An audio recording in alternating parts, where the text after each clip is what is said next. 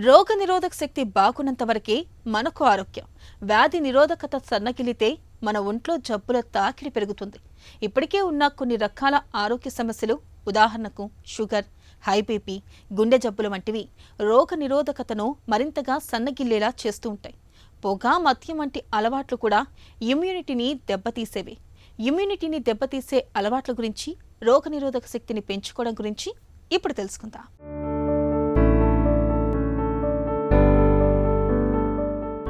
మనలోని రోగ నిరోధక శక్తి మన శరీరానికి రక్షణ కవచంలా పనిచేస్తుంది. అయితే కొందరిలో ఈ వ్యాధి నిరోధక శక్తి తక్కువగా ఉండటం వల్ల త్వరగా జబ్బు పడతారు. ఇమ్యూనిటీని దెబ్బతీసే వాటిలో మద్యపానానిదే మొదటి స్థానం. మద్యం అలవాటుతో కాలేయ వ్యాధులు వచ్చే అవకాశాలు పెరుగుతాయి. రోగ నిరోధకత క్రమంగా తగ్గుతూ వస్తుంది. దీంతో మొదట న్యూమోనియా, అనంతరం శ్వాస తీసుకోవటంలోనూ సమస్యలు తలెత్తుతాయని పరిశోధనల్లో వెల్లడైంది.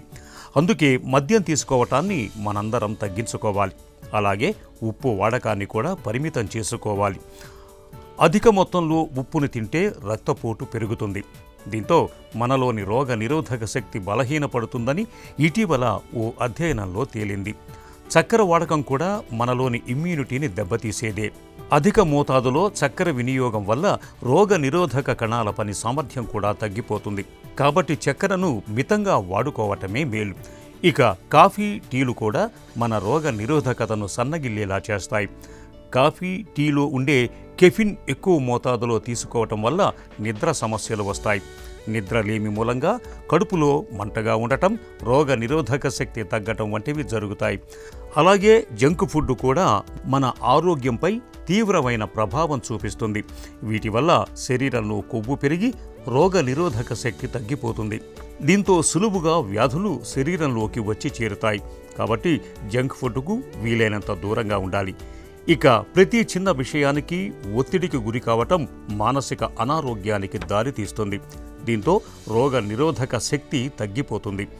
మరి రోగ నిరోధక శక్తిని పెంచుకోవటం ఎలా?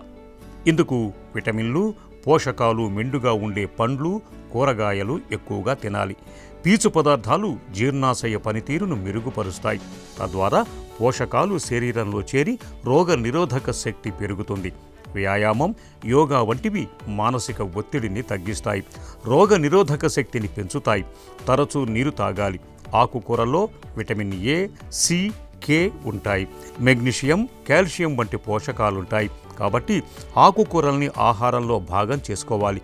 ఈ జాగ్రత్తలు మనలోని ఇమ్యూనిటీని చక్కగా ఉంచుతాయి.